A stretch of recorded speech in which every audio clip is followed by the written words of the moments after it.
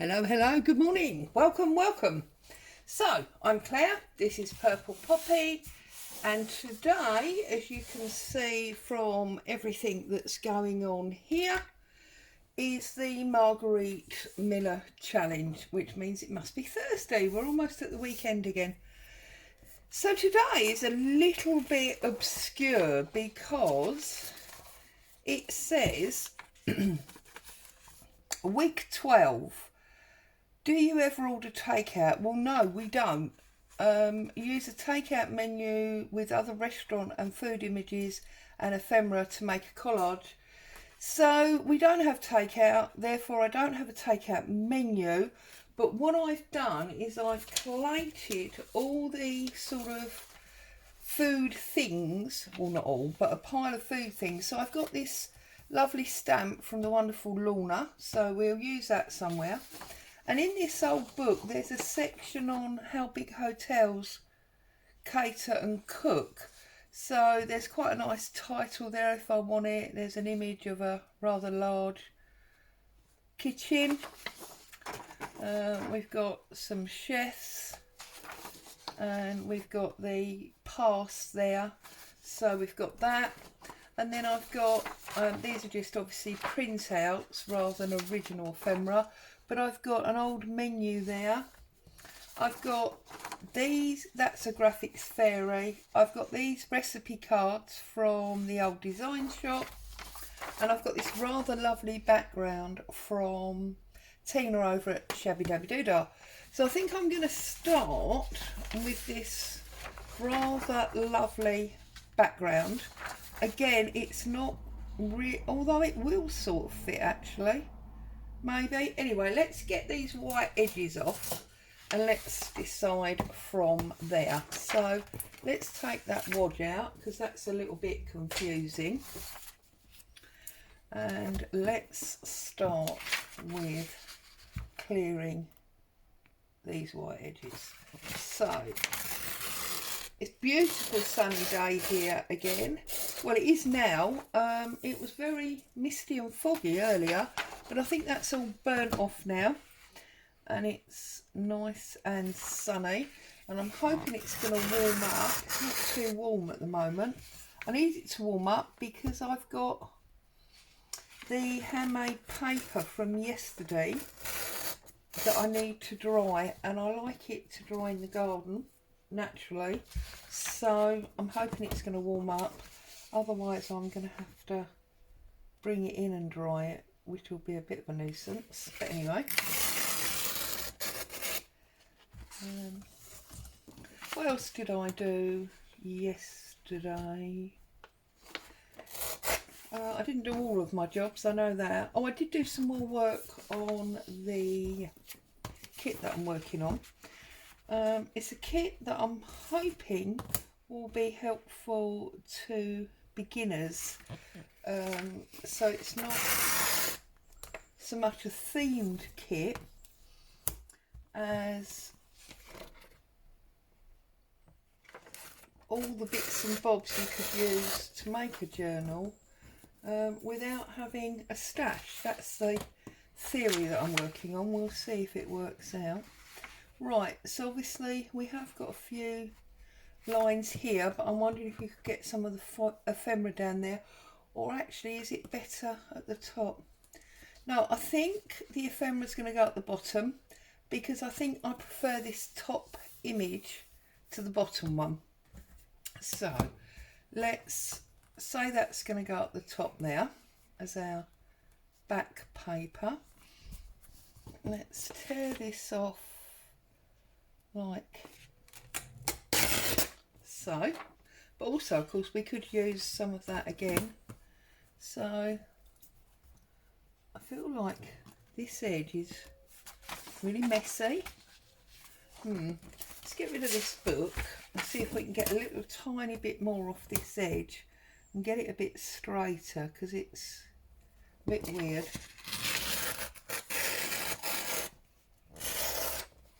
That looks better. Right, okay. So, I'm remembering that I'm supposed to do stories, aren't I, with Marguerite Miller. And I must admit, the minute I think about food and stories, two stories come to mind, and I'm not quite sure. I think because of the vintagey feel, I'm going to go either for this plate or this old cooker. So I'm going to tear the plate out first and we'll see. Two stories spring to mind, and one, well, they're both quite funny. All of my stories are funny themed, aren't they? One is a tad embarrassing, so I don't know if I want to share that one with you. And the other one was just a bit loony, really. So, I guess we'll start with the second one, which was a bit loony. And this brings back to, oh, must be a good 20 years ago, I suppose, something like that. Maybe even more, actually, but that kind of era. So we've got that one. Yeah, I like the plates. I think we'll use the plates. So yeah, about 20 years ago, and possibly slightly more.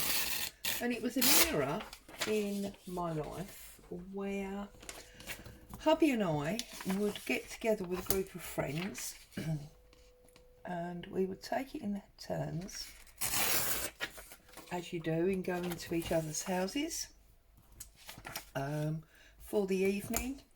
And there would be two main things that happened in the evening. One would be that we would play board games. We loved playing board games. The other is that obviously the host would, well, not obviously at all actually, the host would provide a meal. And on this particular day in question, it was our turn to host. Now, whoops. Oh, actually, there is a third story I've just realised. But anyway, on this particular occasion, it was our turn to host. Now, oh, look how disastrous that is. Goodness me, Claire. So I think what I'm going to do now is I'm going to deliberately damage it so that it looks, you know, older and more sort of ricochet. So yeah, on this particular evening it was my turn to host. That looks a little bit better. I could give it a bit of a screw up,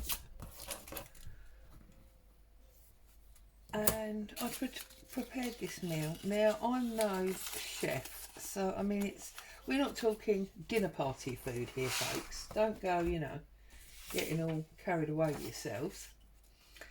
We're just talking about basic home food.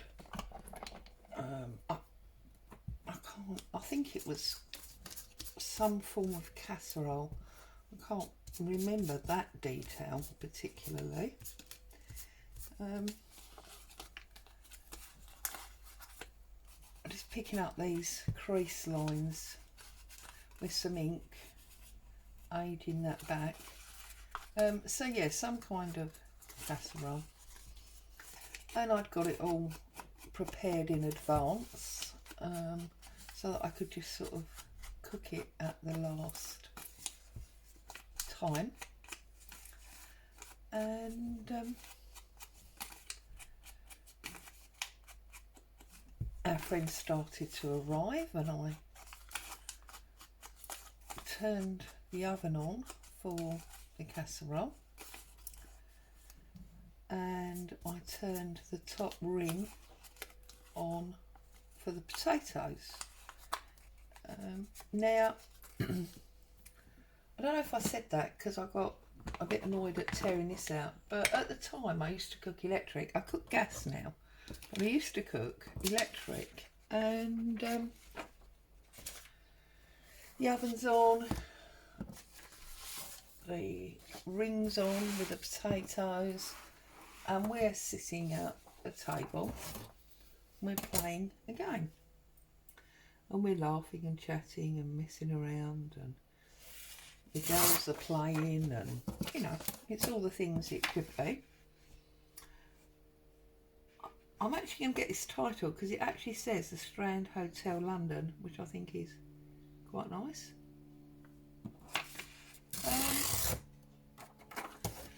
And all of a sudden there's an almighty bang. We all jumped, we all looked at each other, and I went out to the kitchen. Oh look, I've cut into that other picture. Was that the other picture that I wanted? Oh no, that's Andy, isn't it? And the ring on the top of the cooker had like, well, I can only describe it as exploded, because the pan of potatoes was no longer on the cooker, and the ring was a very funny distorted shape and colour. Now it doesn't sound funny, does it, because it could have been, you know, a fire or something really horrendous, but it wasn't. It was all good, you know. It was just one of those things that made us jump. So there you go. So that's my cooking story for today's collage work. And as I think, actually,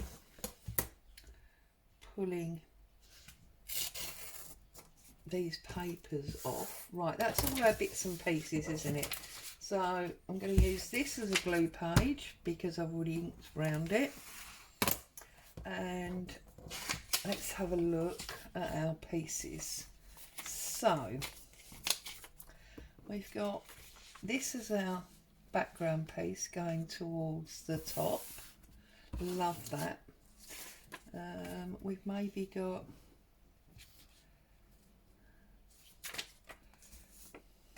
this picture, I think, there, because although it's not true, there is the implication that these are the things served by the Strand. I think we're going to put that there. I think I want to hang on. I think I'm going to put that there and that on top of it.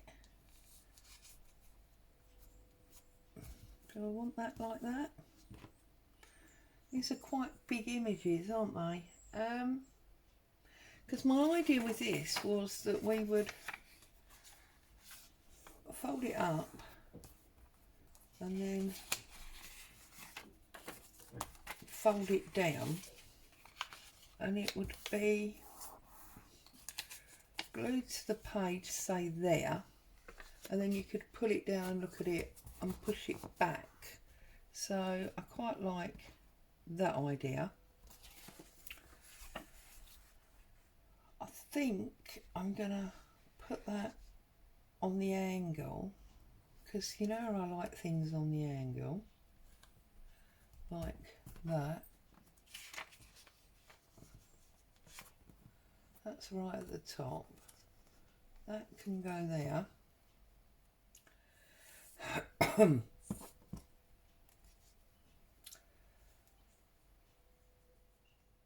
I might put that there.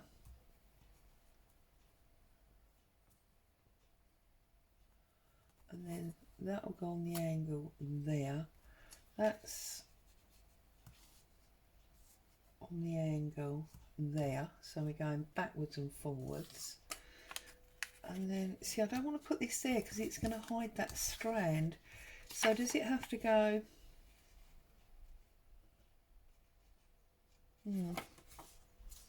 So now I'm wondering, do we bring this down, put this across the bottom there, we'll leave that there, we can put this one across there, but then we don't get to see those lovely desserts. Oh, woe is me. Let's have a look. I think that definitely needs to be at the top. I bet you're all shouting at me, do this, do this. I think we're going to put that across there. I like that because it's almost like a title to the page. Perhaps it's because I've got too many. Perhaps that's the problem. We can put this one across there and put that one across there, and then maybe rather than that big picture we'll just use this smaller one with the chefs meeting with the general manager or whatever.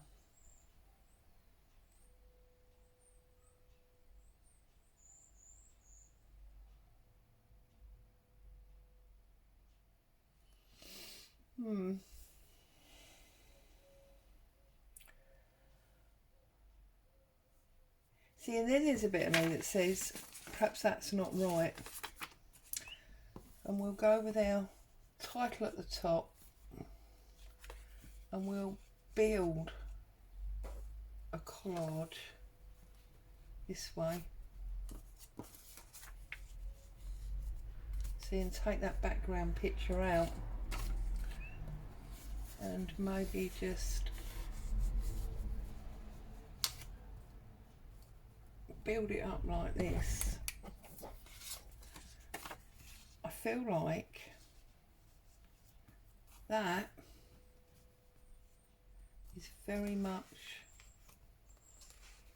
better. Feels better to me.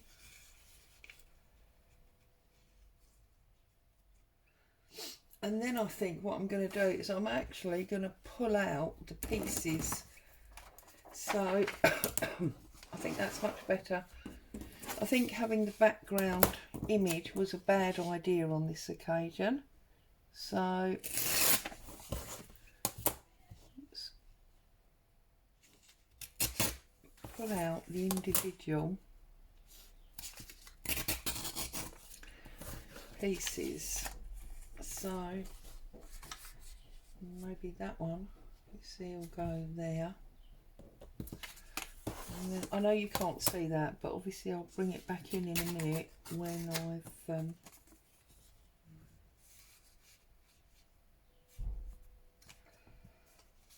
put some of these images in.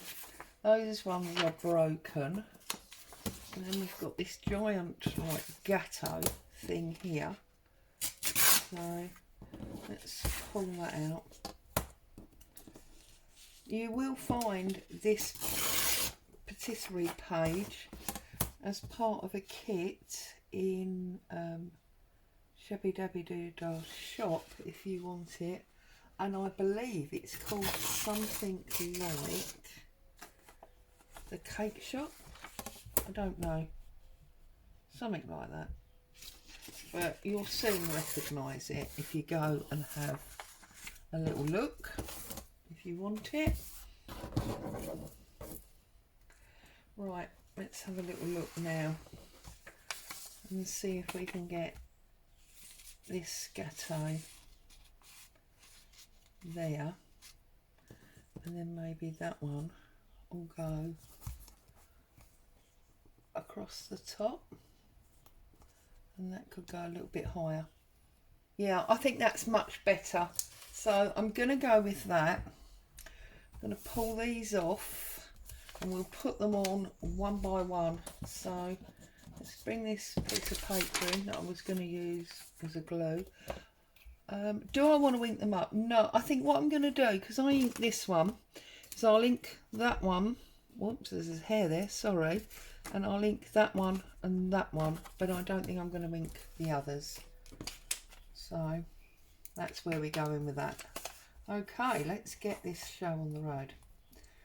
And actually, I did think of that third story, so here goes. So after we moved from that house where the ring on the cooker did some kind of weird explosion,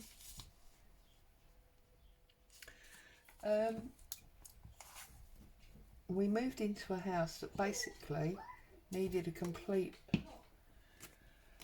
revamp. I think for those of you in America, you'd call it a restore, or a you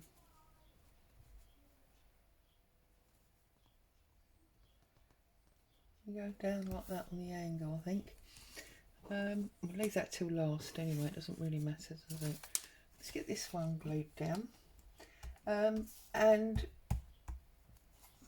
as part of the remodelling or the total revamp, whatever you want to call it,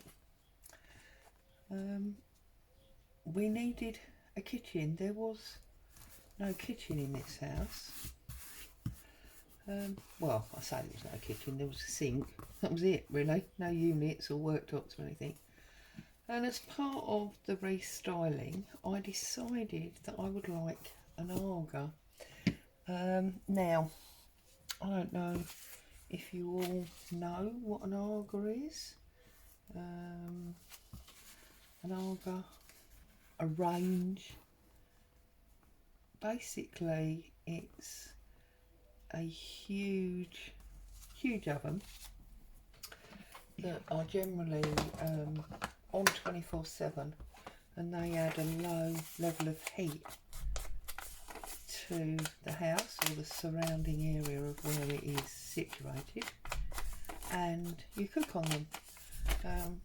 This was the one that we bought was a new modern one, fashioned on an old style. They're very sort of Edwardian Victorian type things, and I was so excited. It was going to be here just before Christmas. We had the family coming for Christmas dinner. It was all super good, super exciting, and boom, everyone was all, you know, with it. It was gas fired, and as much as hubby is a super DIYer, he won't touch gas. He says he can't, you know, see or particularly hear it, and if there's something wrong he doesn't know about it, so he won't do gas. So we had a gas engineer lined up to come along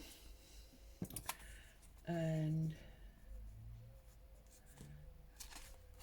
deal with the installation. So finally the day had come, they were bringing the Aga, everyone was getting excited, and they turned up. Now I think it's quite important for me to say at this point that anyone that doesn't know, an Aga is very, very heavy. It's a heating cooking item that's generally made of, well, they not generally, they are made of metal, and they are finished in enamel, and they are generally a minimum of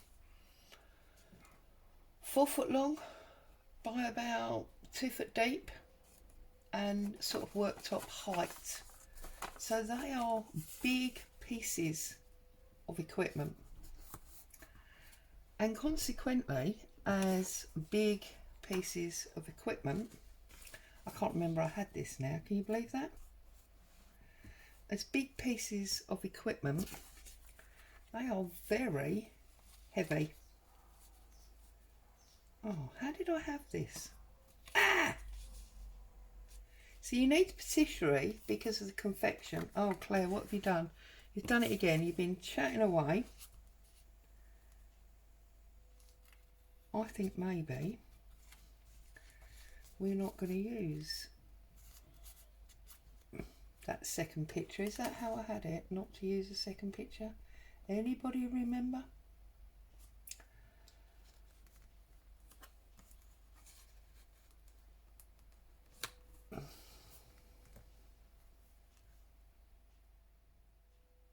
You know, we're not using that second picture. We're going to save that for another day. We are going to put this across the top. So I need a little something to go in there, and I need a little something to come down here. So yeah, finally the day had come, and it was all set and everyone was excited. And yeah, these are big heavy bits of kit, okay? So consequently, I am sure you will understand why I was very surprised when a van pulled up and the guys bringing the Aga got out, and to my shock, now this is no offence to old people by any means, but you have to appreciate that this piece of equipment is probably 100 weight, easy. Easy weighed a ton, if not more. And there's two very old, very slow walking, never mind carrying, guys.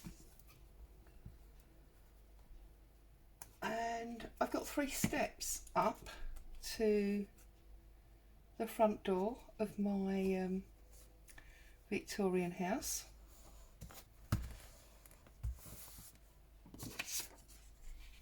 And I'm thinking, well, that's not going to happen. One of them is going to have a heart attack. It's just not going to happen. So anyway, they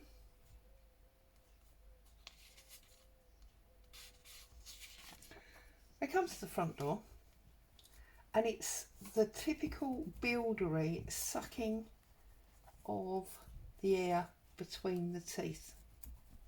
Oh, not sure it's going to go up them steps, Mrs. And I'm thinking, well, you're certainly not going to get out the steps, are you? So I suggest that we need a trolley of some kind. But of course, and I say this in jest, obviously, not wanting to offend anyone, but of course, being a woman, don't know what I'm talking about, this is man's work. Yeah. So, no, don't need a trolley, don't need a trolley. What we need is to take it up the side, because there was a side access to this house that took you up the back of the house and into the garden. Yeah, so no, don't need a trolley, don't need anything like that, no fancy tools. We just need to take it up the side of the house. And I'm like, that's not going to work, because I can see that even on its narrow 2-foot-ish size, it's too wide to go up the side, because the side wasn't straight, the side went like that. Okay, so it narrowed towards the back. No, this is man's work, don't interfere. We know what we're doing. We're going to take it up the side, and it's going to be awesome and easy. Famous last words, yeah? So they get this thing off the lorry, they bring it into the front garden off of the street, pop that one on there, I think, on the angle like that, they bring this thing off the street into the front garden. I spend a load of time faffing around, turning it round so that it's, as it were, narrow side on, so that they can take it up the side pathway.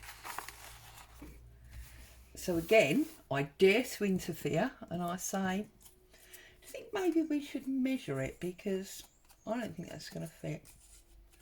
So one of these rather portly, slow walking elderly gentlemen meanders, and that's the only way it can be described, up the side, waving his arms around like this.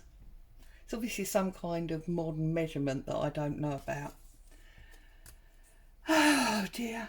Anyway, he comes back down, he says, yeah, that's fine, loads of room, fine. It's gonna be okay. And his mate, I don't know if it's actually his mate, but you know, the delivery mate, says, okay, let's get on with it. So they proceed to take this Aga. Now you've got to appreciate that whilst this is mildly amusing, this is also my pride and joy. This is something that I have waited a very long time for, dreamed about as a child. Most women or girls, they dream about wedding dresses. Me, I dreamt about an Aga. And I've waited all this time for this Aga. And finally, because they're not cheap, I've managed to be in a position that I can have one. And hubby's so lovely to me that he's like, yes, you can spend this ridiculous amount of money on an oven. And so yeah, I've been waiting, and it's, I can't remember, there's something like a 12-week wait time and all the rest of it. Anyway, this is my pride and joy that I've waited forever for. And this guy's doing this modern measurement that I don't understand, that looks like a weird fluffy fish. I'm not happy, and I'm nervous and uncomfortable, and my eye, I've got a pretty good eye for size. I think most women have. I know, I just know it's not going to work. But I've been told I don't know what I'm talking about twice, and I'm thinking, oh well, you know, let it be, let it be. So I stand and I watch on a cold, blustery December day as these guys proceed to take my pride and joy up the side pathway of my house.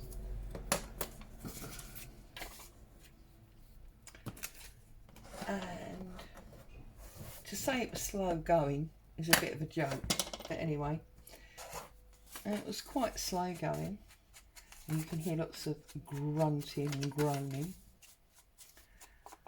And all of a sudden, now I'm standing in the front garden, okay? The house is, I don't know how many feet deep, and it's disappeared around the corner, and I'm aware that the grunting and groaning is getting further up the alley, the side of the house. And then all of a sudden, it falls silent. There's no grunting, there's no groaning, there's no sucking the air between the teeth, as builders seem to be very adept at doing. And I think, right, okay, they've reached the point where they finally appreciate it's not going to work, it doesn't fit. So I move round the corner, and to my horror, I find that not only have they discovered that it doesn't fit, so determined were they to prove that it would, they've got it wedged. So it's not going any further towards the garden, and now it won't come back towards the street either. This thing is wedged up the side of my house. So the guy who said it would fit now suggests that they unpack it, because the packaging is what's stopping it going. Needless to say, after a lot of hooing and hawing, the packaging came off. It went another couple of feet, it got stuck again, it got scratched to pieces, and I refused to accept it and it got sent back. and there was a huge row with the company. But the good news is that eventually, when it was finally delivered on something like 4 days after Christmas, when I'd moaned that I had all the family coming for Christmas dinner and we'd had to book a hotel and it cost a fortune and blah blah blah, I ended up getting it for free. Moral of the story, stick to your guns. So I got my beautiful Argo and I got it for free. Anyway, there you go. So 2 stories today. So there's my page. I quite like it. I'm not in love with it like I have been a few of them. Maybe it will grow on me. I do like this bit. I think this is quite sexy. I love this old picture of the Strand. Those of you that are not in the UK, this is, you know, a very superior hotel in London. I love the old patisserie. And I love the really old stamp. So yeah, there you go. There's week 12, restaurants and food. As always, thank you so much for joining me. Stay safe, happy crafting. I'll be back with postcards tomorrow. Bye for now.